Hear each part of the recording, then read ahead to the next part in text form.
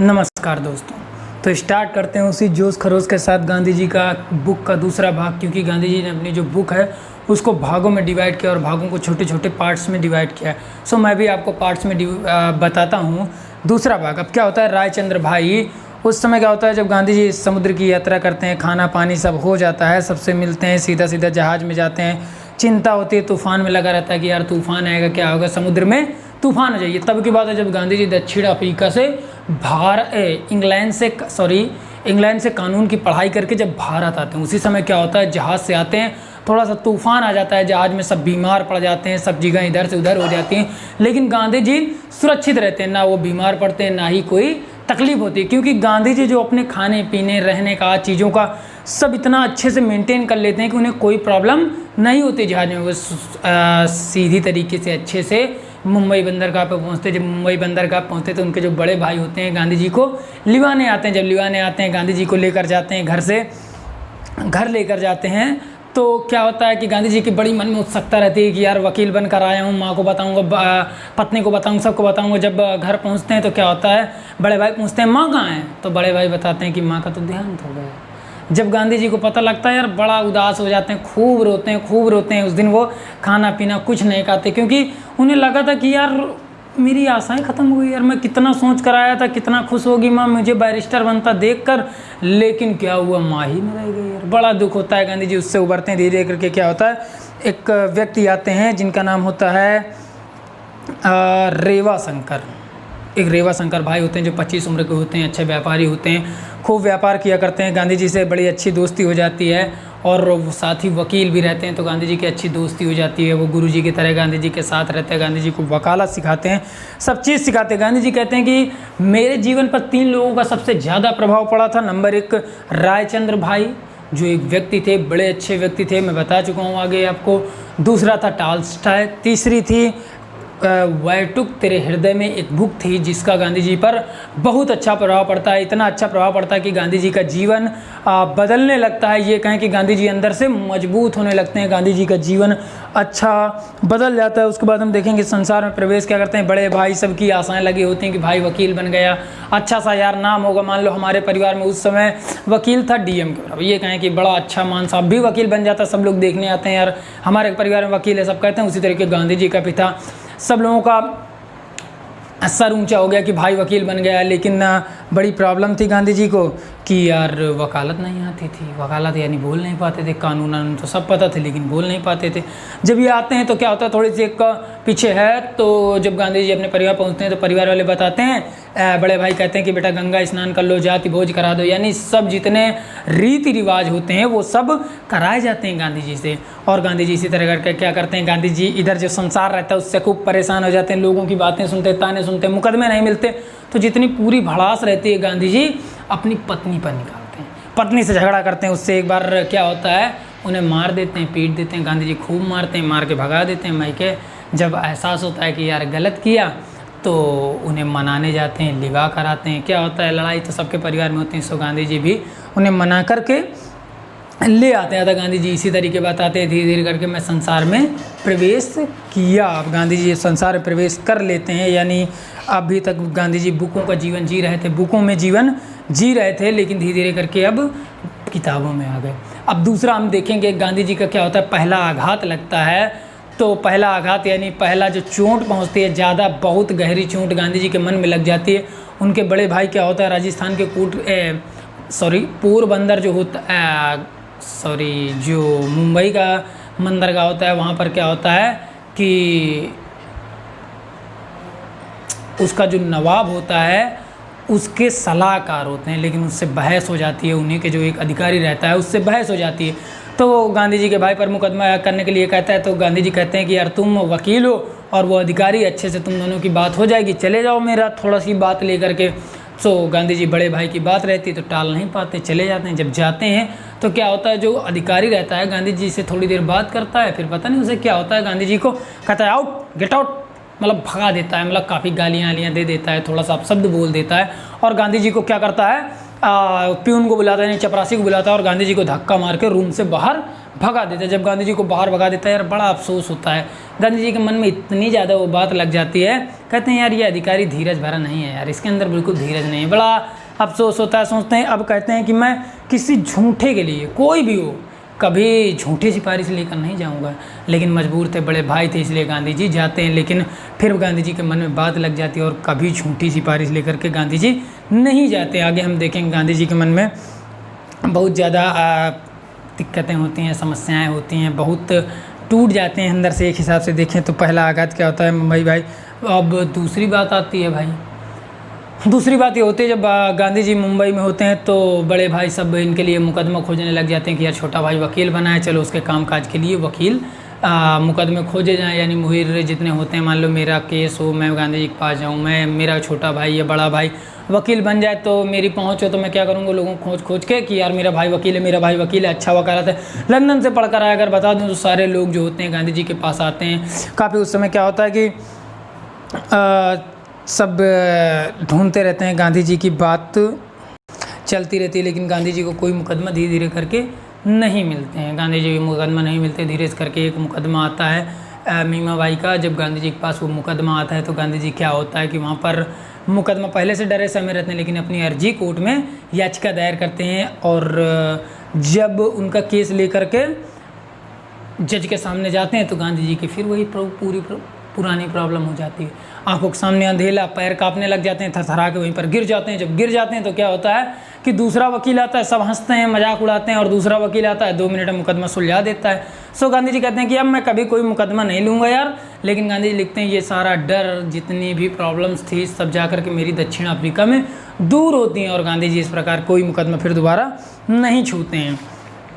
आगे हम देखते हैं दक्षिण अफ्रीका की तैयारी क्या होता है। जब ये हो जाता है मुकदमा वाला केस और अधिकारी उन्हें भगा देता है, मतलब पीऊन से धक्का दिवा करके, तो गांधी जी उसी दुख में बैठे रहते हैं कि यार ये अच्छा नहीं था यार अधिकारी, बिल्कुल उसके धीरज नाम की चीज़ नहीं थी, यानी मन में सहनशीलता यार पेशेंस कुछ नहीं था उसके अंदर। मतलब गांधी जी को बहुत अफसोस होता है। उसी समय जो बड़े भाई होते हैं, जिनके यहाँ ये बड़े भाई इनके सलाहकार होते हैं, तो उनका एक मुकदमा चला करता है दक्षिण अफ्रीका में, दक्षिण अफ्रीका में मुकदमा चला करता है। तो वो क्या कहते हैं कि यार तुम्हारा गांधी जी के भाई कहते हैं कि यार तुम्हारा भाई वकील है, उसको भेज दो वहीं दक्षिण अफ्रीका में, तो अच्छा पैसा कमाएगा, पहचान में करा दूंगा, लोगों से कोई प्रॉब्लम नहीं होगी, यहाँ बेरोज़गार है। तो गांधी जी को जब ये बात पता चलती है, उनके बड़े भाई बताते हैं, गांधी जी खुश कि यार एक और नया देश घूमने को मिलेगा। अब गांधी जी क्या करते हैं, वो जितना भी गम रहता है सब धीरे धीरे करके भूल जाते हैं, और सेठ दादा अब्दुल्ला रहते हैं, उनका मुकदमा 10 लाख पाउंड का होता है। उसी केस में गांधी जी को अब अफ्रीका जाना होता है, नेटाल पहुंचना। यानी नेटाल क्या होता है, डरबन बंदरगाह जिसको नेटाल कहते हैं। तो जब गांधी जी यहाँ से देश से अपने अफ्रीका के लिए रवाना होते हैं तो क्या होता है, वहाँ पर अफ्रीका के लिए रवाना होते हैं, पत्नी से, थोड़ा सा बच्चे से, सबसे दूर होना होता है। फिर से बोलते हैं 1 साल की बात है, लेकिन आगे हम देखेंगे गांधी जी 1 साल नहीं, वहाँ कम से कम 20 साल रहते हैं। गांधी जी बड़े दुखी मन से सबसे उदास, सबसे विदा ले करके वहाँ अफ्रीका के लिए रवाना होते हैं। जब आप रवाना होते हैं, धीरे रास्ते में क्या होता है, लामू बंदरगाह पर पहुँचते हैं, खेलते कूदते कप्तान से दोस्ती हो जाती है, उससे चेस वेस खेलते हुए अफ्रीका मई के महीने में पहुंचते हैं। यानी नेटाल बंदरगाह जो अफ्रीका में था, वहाँ मई के महीने में पहुंचते हैं। इस बार ज़्यादा दिक्कतें नहीं होती, क्योंकि गांधी जी पहले लंदन व इंग्लैंड जा चुके थे। सो उन्हें जहाजी यात्रा की सारी जानकारियाँ थी, सारी सब चीज़ थी कि क्या प्रॉब्लम्स होती क्या। लेकिन गांधी जी अभी भी शाकाहार थे, सब चीज़ें। अब देखेंगे गांधी जी के जीवन में आगे बदलाव क्या होता है, अनुभवों की बगानी। उसी समय नेटाल बंदरगाह पर पहुँचते हैं, जिसे डरबन बंदरगाह भी कहते हैं। तो उस वहाँ पर भारतीयों की कोई इज्जत नहीं होती थी। मतलब जैसे कि हमारे देश में गांधी जी लिखते हैं कि जैसे हमारे देश में उस समय 80 लोगों की कोई इज्जत नहीं होती समाज में, उन्हें गांव से बाहर भगा दिया जाए, जब जिसका मना, जैसे मतलब काफ़ी अत्याचार होता था। उसी प्रकार जो डरबन बंदरगाह था अफ्रीका के, वहाँ पर भी जो भारतीय थे उनकी बिल्कुल इज्जत नहीं होती। लेकिन गांधी जी की पोशाक अच्छी थी, सो गांधी जी से इज्जत से बात करते हैं। आगे गांधी जी बताते हैं कि सेठ दादा अब्दुल्ला का मुकदमा रहता है, वो सबसे परिचय करा देते हैं। गांधी जी का धीरे धीरे परिचय हो जाता है सभी से, और जितने भी रहते हैं। तो एक बार क्या होता है, गांधी जी यहाँ पर लिखते हैं कि जब वो कैप पहने रहते हैं गांधी जी, यानी टोपी पगड़ी, तो क्या होता है, एक डीएम होता है, गांधी जी को घूर के देखता है, कहता है टोपी उतार, गांधी जी को मैं लगा था टोपी उतार नीचे। मतलब आप समझ सकते हैं कितना ज़्यादा नीचे रखा जाता था कि कोई अगर गोरे काले का वहाँ भेज था, अगर कोई गोरा तुम्हारे सामने खड़ा हो जाए तो आप कैप नहीं लगा सकते थे, कोट पैंट नहीं पहन सकते थे।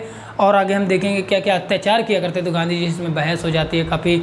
तो गांधी जी क्या करते हैं कि सोचते हैं यार इससे झगड़ा तो कर नहीं सकता, यार दूसरे का देश है, वो अधिकारी भी है। तो गांधी जी कैप उतार देते हैं वहाँ पर, लेकिन उस कैप को भारत भेज देते हैं कि यार मैं कैप की बेइज्जती नहीं होने दूंगा, नीचे थोड़ी नहीं रखूँगा, मैं भारत भेज दूंगा। भारत भेज देते हैं। और गिरमिटिया कहा जाता है, यहाँ से जितने मजदूर जाते हैं, हिंदू मुस्लिम सिख ईसाई किसी भी जाति या धर्म के हों, जितने भी काले लोग होते हैं जो वहाँ काम करने जाते हैं, अश्वेत लोग, उनको गिरमिटिया कहा जाता है। अखबारों में चर्चा खूब होती है, गांधी जी की बातें काफ़ी छप जाती हैं, जो भी प्रॉब्लम्स होती हैं। अब पिटोरिया होता है जहाँ पर सेठ दादा अब्दुल्ला का मुकदमा चल रहा होता है। तो वहीं पर क्या होता है, जब गांधी जी जाते हैं ईसाइयों के संपर्क में आते हैं, काफ़ी बातचीत करते हैं। सेठ दादा अब्दुल्ला का मुकदमा यहीं पिटोरिया में चलता होता है, जिसके लिए गांधी जी गए होते हैं। ठीक है, पिटोरिया गया, वहाँ आदि तरह के लोगों से मिले, 8 दिन रहे, पुस्तकें पढ़ी, लोगों से बातचीत किया, व्यवहार समझा, सब चीज़ समझा।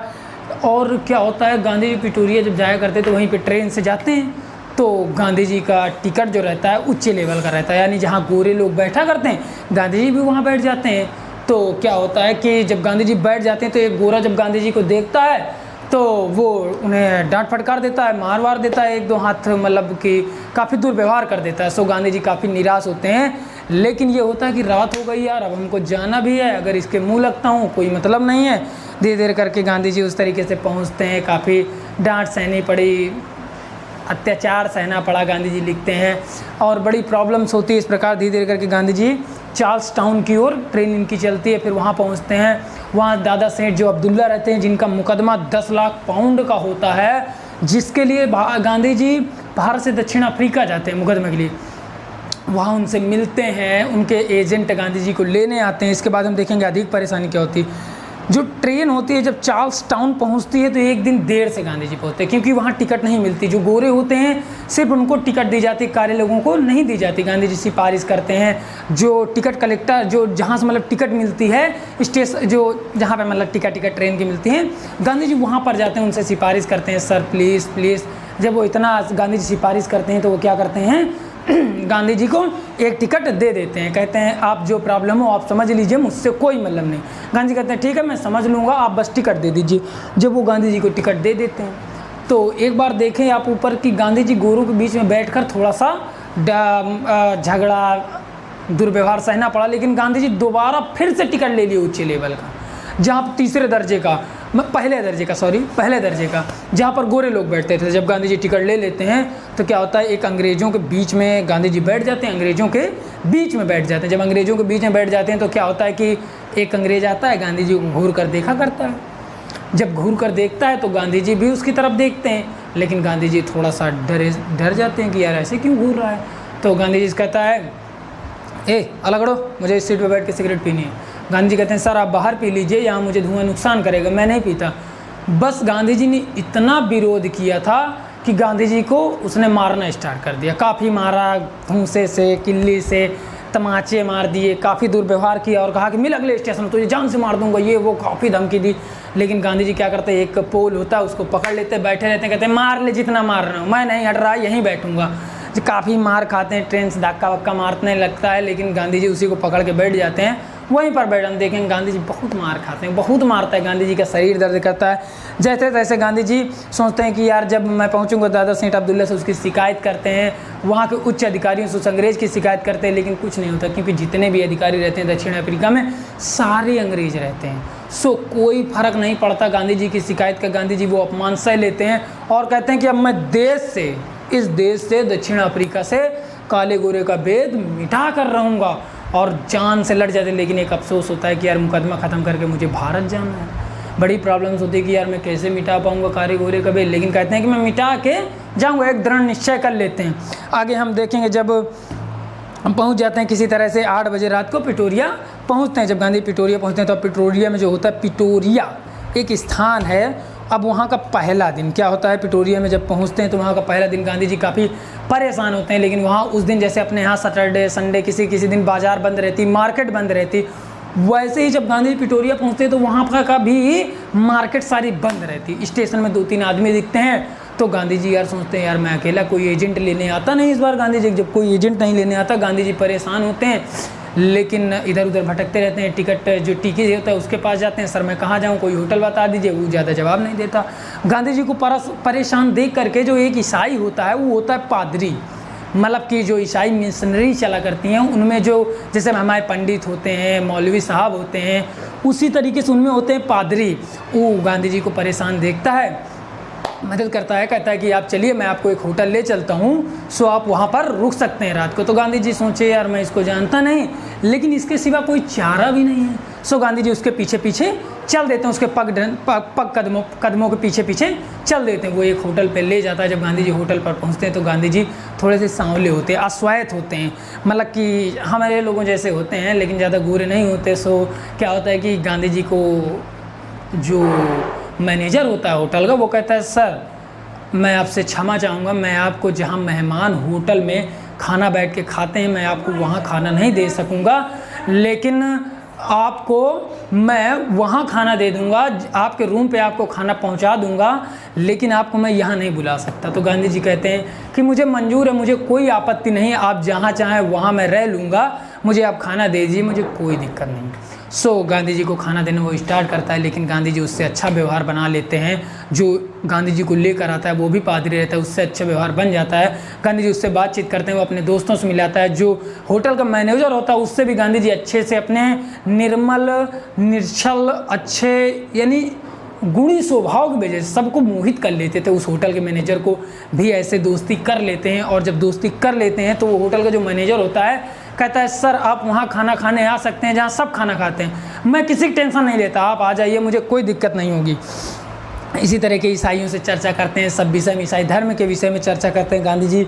सभी से अब धीरे धीरे मिलते जाते हैं। अब हिंदुस्तानी पिटोरिया में कितने भी पिटोरिया जो होता है वहाँ पे हिंदुस्तानी भी बहुत रहते हैं, उनसे भी गांधी जी की मुलाकात होती है, उनसे भी बोलचाल होती है। गांधी जी उनसे भी व्यवहार बढ़ाते हैं, धीरे धीरे करके मिलते जाते हैं। दादा सेठ अब्दुल्ला और तैयाब हाजी अली जो रहते हैं भारत के लेकिन दक्षिण अफ्रीका में, वहाँ के नेता होते हैं।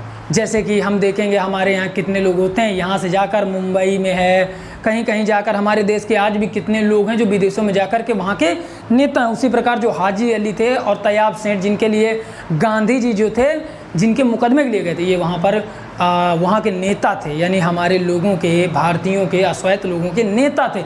लेकिन नेता होने के बावजूद लोगों के साथ बहुत अत्याचार हुआ करता था। जो अश्वेत लोग थे उनके साथ बहुत अत्याचार होता था, उनके अधिकारों का खूब हनन किया जाता था, कोई मतलब नहीं था उन पर मुकदमा, उन्हें ज़बरदस्ती पीट दिया जाता था, कोई काम होता उनसे ज़बरदस्ती छीन लिया, उनके अधिकार छीन लिए जाते थे। इनके नेता होने का कोई मतलब नहीं था। जब गांधी जी के साथ थोड़ा सा दुर्व्यवहार हुआ, आगे हम देखेंगे, बड़ा बुरा लगता है। गांधी सोचते हैं यार कोई मतलब नहीं है यार मेरा, गांधी जी को बहुत बुरा लगता है। आगे हम देखते हैं कुलीनपन क्या होता है। उसी समय आरेंट फ्री स्टेट करके एक कानून आता है, उस कानून के जरिए 1888 में आता है। उसमें हिंदुस्तानी जितने भी पदों में रहते हैं, जितने अधिकार होते हैं वो सब छीन लिए जाते हैं। सड़कों पे चलने का अधिकार, सिनेमा का अधिकार, ट्रेनों का टिकट का अधिकार, रोड पे चलने का अधिकार कि 9 बजे के बाद आप नहीं चल सकेंगे, सारे अधिकार छीन लिए जाते हैं। उस कानून के जरिए सारे अधिकार छीन लिए जाते हैं। जो जितने भी हिंदुस्तानी रहते हैं बड़े परेशान होते हैं। लेकिन क्या होता है, गांधी जी की तो रात में टहलने की आदत होती है। ये होता है कि 9 बजे के बाद आप नहीं टहल सकते, लेकिन गांधी जी खाना ही देर से खाते थे तो रात को टहलने की आदत थी। डर भी लगा रहता था कि कोई यार अंग्रेज पकड़ के पीट न दे। और हुआ भी एक बार ऐसा, गांधी जी की पिटाई भी हो गई। पता है वो कैसे, कि गांधी जी खाना खा करके, एक अंग्रेज़ दोस्त थे जो गांधी जी की मदद करते, उनके साथ रोड टहलने जाया करते थे। तो एक अधिकारी का बंगला होता है, तो उसके सामने से रोड निकलते हैं, उनके सामने एक पुलिस वाला लगा रहता है। वो रोज़ गांधी जी को घूर के देखता है लेकिन कुछ नहीं बोलता है, क्योंकि वो अंग्रेज़ उनके साथ रहता है। लेकिन एक दिन क्या होता है, जो अंग्रेज़ गांधी जी के साथ रहता है वो अपने घर किसी कारणवश चला जाता है, तो गांधी जी अकेले निकल जाते हैं। जब अकेले गांधी जी निकल जाते हैं तो वो अंग्रेज़ गांधी जी को देखता है, कहता है इधर आ, गांधी जी को बुलाता है। यार गांधी जी थोड़े से डर जाते हैं कि यार क्यों बुला रहा है। बुलाता है, गांधी जी से कोई सवाल जवाब नहीं करता और गांधी जी को पीटने लग जाता है, काफ़ी पीट देता है। गांधी जी वहाँ पर उदास होते हैं और गांधी जी को भगा देता है वहाँ से धक्का मार के। जब गांधी जी को भगा देता है, गांधी जी को बड़ा अफसोस होता है। गांधी जी कहते हैं मैं इसकी शिकायत करूँगा, लेकिन जो दादा सेठ अब्दुल्ला रहते हैं, जब गांधी जी ये बात उनसे बताते हैं तो वो कहते हैं चलिए हम चलते हैं उस अधिकारी की, भाई जो सिपाही है उसके खिलाफ क्लेम करेंगे, ये वो काफ़ी बातचीत बताते हैं, चलिए कौन है देखते हैं, हमारे नेता थे भाई, तो कहते हैं चलिए देखते हैं कौन है। तो इतनी बात होती है, लेकिन गांधी जी कहते हैं जाने दीजिए, हटाइए, कोई इतनी बड़ी बात नहीं हो गई है। वो अपने अधिकारी का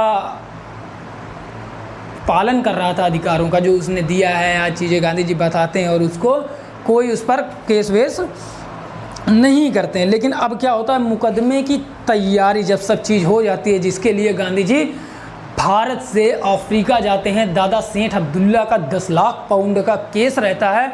उस केस में क्या होता है, इतनी बड़ी रकम का होता है कि जितने नेता, अधिकारी, डीएम, एसपी, जितने भी उस समय अधिकारी होते हैं, सब वकील जज जितने होते हैं, सब क्या करते हैं कि अपना अपना हिस्सा नोचने लग जाते हैं। जैसे मान लो कोई मेरा मुकदमा हो या आपका बड़ा मुकदमा हो तो वकील पैसे नहीं नोचते हैं, उसी तरीके दादा सेठ अब्दुल्ला और जो अदर थी उससे भी नोचते हैं। तो गांधी जी क्या करते हैं, उस मुकदमे का एनालिसिस करते हैं, उसको समझते हैं कि यार मुकदमा है क्यों, मुकदमा है क्या, समझते हैं। और क्या करते हैं, गांधी जी दादा सेठ अब्दुल्ला से बातचीत करते हैं और वो जो अदर रहते हैं, जो जिनके खिलाफ मुकदमा होता है, दोनों को बुलाते हैं और बातचीत करते हैं, समझौता करवा देते हैं। जब बातचीत करते हैं कि इसमें आपका घाटा है इतना, ये लूटते हैं, सारी सच्चाई समझा देते हैं मुकदमे की, तो दादा सेठ अब्दुल्ला और जो अदर रहता है जिनके खिलाफ होता है, दोनों को बात समझ में आ जाती है और दोनों समझौता कर लेते हैं। जब दोनों पार्टी समझौता कर लेते हैं तो क्या होता है कि इतना बड़ा मुकदमा जो 10 लाख पाउंड का था, 50 वकील, जज, अधिकारी सब लूट रहे थे, गांधी जी ने पूरा मुकदमा एक बार में सॉल्व कर दिया। छोटी सी बात में गांधी जी ने दोनों में समझौता करा दिया। अब गांधी जी की तो खुशी का ठिकाना नहीं, जो बोलना नहीं जानते थे, किसी से बातचीत नहीं कर पाते थे, इतना बड़ा मुकदमा सुलझा दिया। गांधी जी की तो खुशी का सीमा नहीं, यानी आउट ऑफ कंट्रोल बिल्कुल से। तो क्या होता है, गांधी जी बहुत खुश होते हैं, पूरा मुकदमा सुलझा देते हैं। अब क्या होता है, धार्मिक मंथन, इसके बाद जब मुकदमा सुलझ जाता है तो कई लोग आते हैं गांधी जी से कहते हैं कि सर अब आपका मुकदमा, सब चीज़ें, आप सब प्रॉब्लम से हट गए हैं। जो अधिकारी होते हैं ईसाई कहते हैं कि सर आपका सारा मुकदमा तो शांत हो चुका है, अब आप क्या करें, ईसाई धर्म ग्रहण कर लें, आप बड़े अच्छे हैं, नेक हैं और सारी आपकी प्रॉब्लम्स दूर हो गई। तो गांधी जी उनको जवाब देते हैं कि मैं अपने धर्म, हिंदू धर्म को अभी तक सही से नहीं जान पाया। जब तक मैं अपने धर्म को उचित तरीके से, सही गलत क्या है सब चीज़ जान न लूँ, तब तक मैं ईसाई धर्म ग्रहण नहीं करूँगा। धार्मिक मंथन करते हैं, सब चीज़ करते हैं। अब क्या करते हैं, को जाने काल की, गांधी जी यहाँ लिखते हैं को जाने काल की, यानी कौन जानता है कल क्या होगा। तो मुकदमा ख़त्म होता है, सब डरबन, गांधी जी डरबन जाते हैं। जब डरबन जाते हैं तो वहाँ क्या होता है, हिंदुस्तानी, जब गांधी जी का ये होता है कि अब यार चलो हिंदुस्तान चला जाए, मुकदमा शांत हुआ, लेकिन गांधी जी के मन में एक कसक रहती है, यार मेरे साथ इतनी इंसल्टी हुई, मेरी इतनी बेइज्जती हुई थी उस ट्रेन में, हर जगह, यहाँ पर जगह जगह पर हर एक हिंदुस्तानी या हर एक अश्वेत के साथ इतना ज़्यादा अत्याचार होता है, यार मैं उसका बदला लेने का प्रण लिया था, लेकिन अफसोस है कि मुझे आज जाना पड़ रहा है।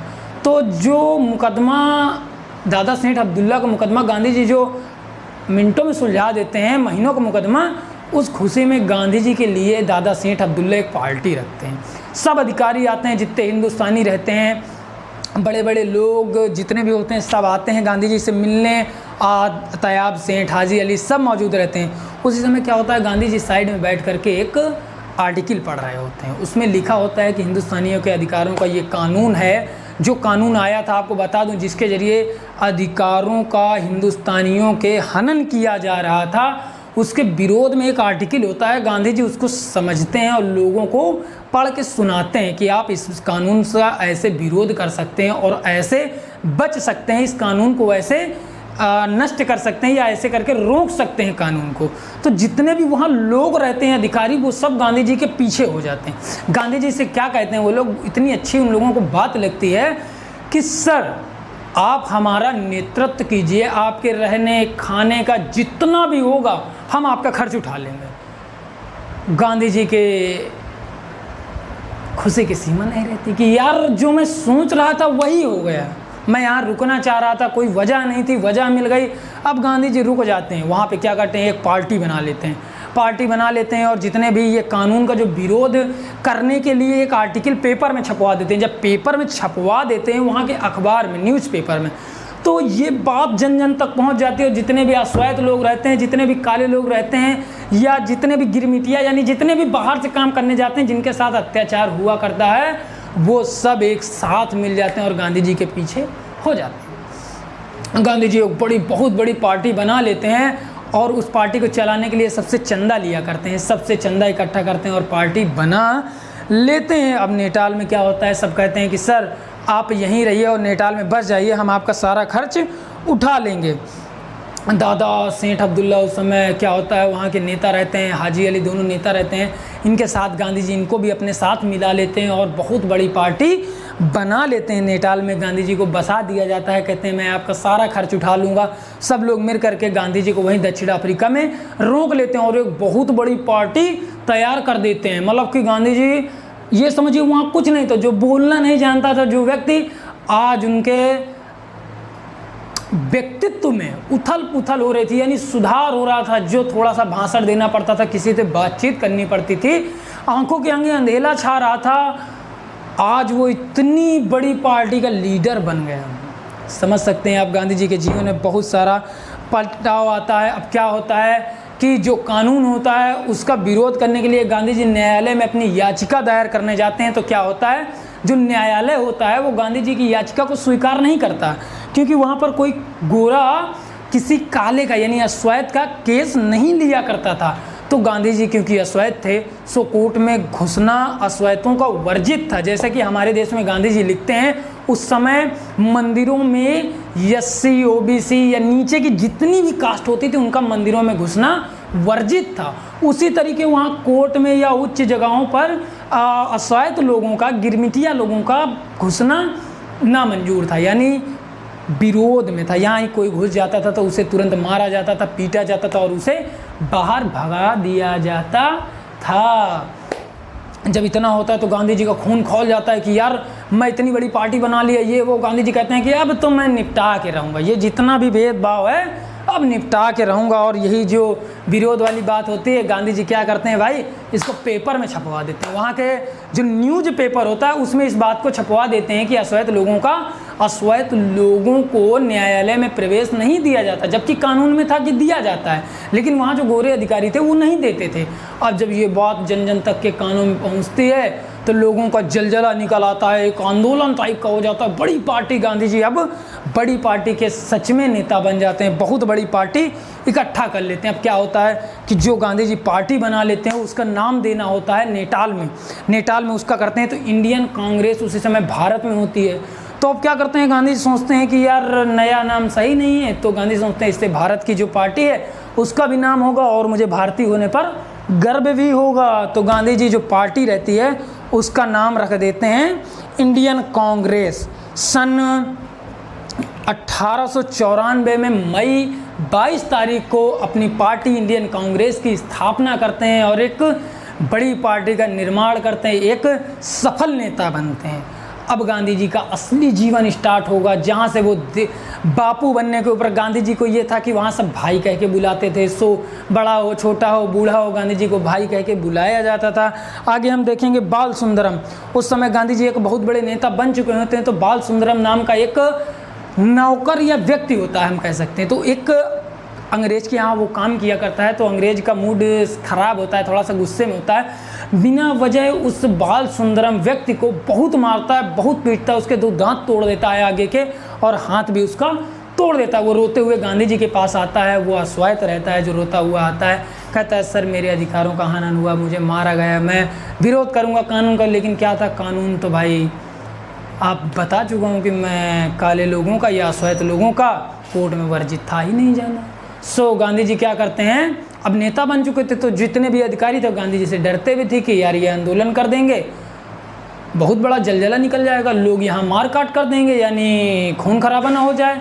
तो गांधी जी उसको लेकर जाते हैं उस अंग्रेज के पास, कहते हैं कि आप इसको वापस रख लीजिए, ये सही से काम करेगा। तो वो कहता है मुझे नहीं रखना इसे, आप इसे भगा दीजिए, कहीं भी इसको मार दीजिए, ये कर दीजिए, वो कर दीजिए। तो गांधी जी कहते हैं कोई दिक्कत नहीं बाल सुंदरम, तुम टेंशन मत लो, मैं तुम्हें दूसरा मालिक दिलाऊंगा। और गांधी जी इस प्रकार दूसरा अंग्रेज मालिक उसको दिलाते हैं, उसके अधिकारों को फिर से उसे सम्मान दिलाते हैं। इस प्रकार हम देखेंगे गांधी जी एक बड़े नेता बन चुके थे कि वहाँ रह कर के, दूसरे के देश में रह कर के इतनी बड़ी पार्टी बना लेते हैं और लोगों को अधिकार दिलाने लग जाते हैं। हम देखेंगे 3 पाउंड का कर उसी समय क्या होता है, जितने भी गिरमिटिया होते हैं, गांधी जी उनका अध्ययन कर रहे होते हैं, तो उसी समय जितने भी काम करने वाले होते हैं, अश्वेत लोग या गिरमिटिया जितने भी काम कर रहे हैं, बाहर से अफ्रीका जाया करते थे, उन्हें गिरमिटिया कहा जाता है। मैं बार बार बता चुका हूँ आप लोगों को, फिर से एक बार बताता हूँ। तो उनमें क्या होता था, साल के 365 दिन वो काम कराते थे और 20 पाउंड का कर लिया करते थे। सो ये कर बहुत ज़्यादा था उस समय के हिसाब से। तो गांधी जी इसको 3 पाउंड कराने के लिए सब मांग करते हैं, नहीं होता। गांधी जी खूब आंदोलन करते हैं, भाई ले जलजला, भीड़ की भीड़ ये चल रही है, मतलब हजारों आदमी, सैकड़ों आदमी गांधी जी के लिए जान देने के लिए तैयार। जब इतना बड़ा जलजला अंग्रेज़ देखते हैं तो थोड़ा सा डर जाते हैं। गांधी जी का अब भौकाल ये कहें कि नेतृत्व इतना अच्छा था, व्यक्तित्व इतना अच्छा था कि लोग उनके लिए अपनी जान देने तक के लिए तैयार थे। और गांधी जी वो कर को जो 20 पाउंड था साल में देना होता, उसको 3 पाउंड करा देते हैं और सफल होते हैं। आगे हम देखेंगे धर्म निरीक्षण सब खत्म होने के बाद क्या होता है, ईसाई भाई बहनों से बहुत मुलाकात होती है, सब घेर लेते हैं गांधी जी को कि आप नेता बन चुके हैं, आपकी सारी आवश्यकताएं पूरी हो चुकी है, अब आप प्लीज़ ईसाई धर्म ग्रहण कर लीजिए। गांधी जी का फिर वही जवाब आता है, जब तक कि मैं अपने धर्म को उचित तरीके से ना जान लूँ तब तक मैं ईसाई धर्म ग्रहण नहीं करूँगा, तब तक मैं ईसाई धर्म ग्रहण नहीं करूँगा। काफ़ी तरीके से दबाव आता है, लेकिन गांधी जी का उत्तर रहता है ना तो ना। घर की व्यवस्था, अब क्या होता है, मुंबई से गांधी जी पैसा मंगाते हैं, वहीं पर दूसरा एक घर इकट्ठा बना लेते हैं, मतलब एक तो सरकारी घर रहता है जहाँ बहुत सारे लोग आते हैं, वहाँ घर की व्यवस्था करते हैं। तो क्या होता है, वहीं पे विलायत में, पिटोरिया में जहाँ रहते हैं, नेटाल में बसते हैं, नेटाल में, तो वहाँ पर एक घर लेते हैं, तो घर में एक नौकर रखते हैं। तो एक और गांधी जी जहाँ वहीं वकालत का काम अब शुरू कर देते हैं, क्योंकि जो गांधी जी न्यायालय था उसमें उसका जो अश्वेत लोगों का घुसने का अधिकार नहीं था, उसको घुसने का अधिकार, सब चीज़ें, न्याय अधिकार, सब चीज़ दिला लेते हैं। अब गांधी जी अपना वकालत का काम वहाँ शुरू कर देते हैं। जब वकालत का अपना काम वहाँ शुरू कर देते हैं तो क्या होता है कि अंग्रेज एक होता है तो गांधी जी के साथ काम किया करता है, और दूसरे को जो नौकर होता है उसको घर पे रख के जाते हैं। तो नौकर क्या करता है, जो होता है गांधी जी को धोखा दिया करता है। गांधी जी उसके भरोसे अपना घर छोड़कर जाते हैं, और जब गांधी जी चले जाते हैं तो वो लड़कियों को बुला लेता है और वहाँ पर गलत काम करता है। तो इसमें क्या होता है, गांधी जी फंस सकते थे, गांधी जी की छवि खराब हो सकती थी। तो वो जो गांधी जी के साथ रहता है, वकालत जब गांधी जी करते हैं तो उनके साथ एक साथी होता है, वो गांधी जी को दौड़ के जाता है, बताता है कि आपको आपका नौकर धोखा दे रहा है। तो गांधी जी वहाँ से दौड़ के आते हैं पैदल। जब आते हैं देखते हैं तो गांधी जी उसको देखते हैं, बड़ा गांधी जी को दुख होता है, यार मैं तुझे अपने भाई जैसा मानता था, बेटे जैसा व्यवहार किया, तुझसे कभी मैंने नौकर जैसा व्यवहार नहीं किया, तूने यार मुझे धोखा दिया।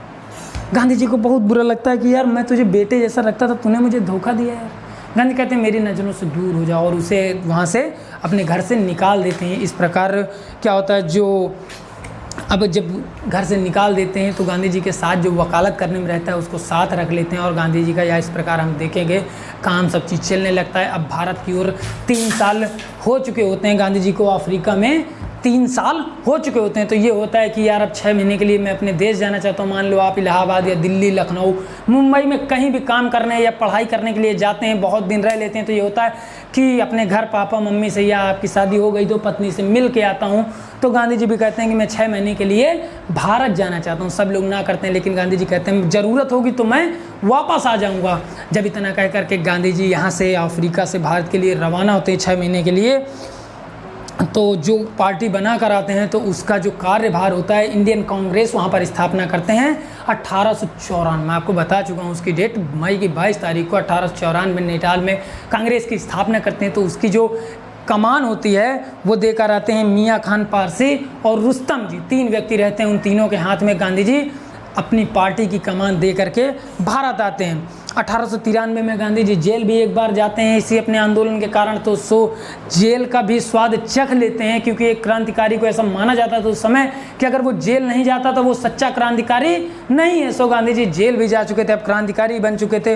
अब क्या होता है, कलकत्ता में उतरते हैं 22 तारीख को मई की 1886 में, और उसी दिन जाना होता है गांधी जी को मुंबई। कांग्रेस का क्या होता है, अधिवेशन होता है, सबसे मिलते हैं, विदा लेते हैं, और जब मुंबई आ जाते हैं तो हम देखेंगे हिंदुस्तान में क्या होता है, प्रयागराज ट्रेन से गांधी जी आते हैं। प्रयागराज जो इस समय योगी जी ने प्रयागराज कर दिया है, पहले इलाहाबाद था। मैं भी इलाहाबाद यूनिवर्सिटी में पढ़ता हूँ, सो आगे आपको बताता हूँ।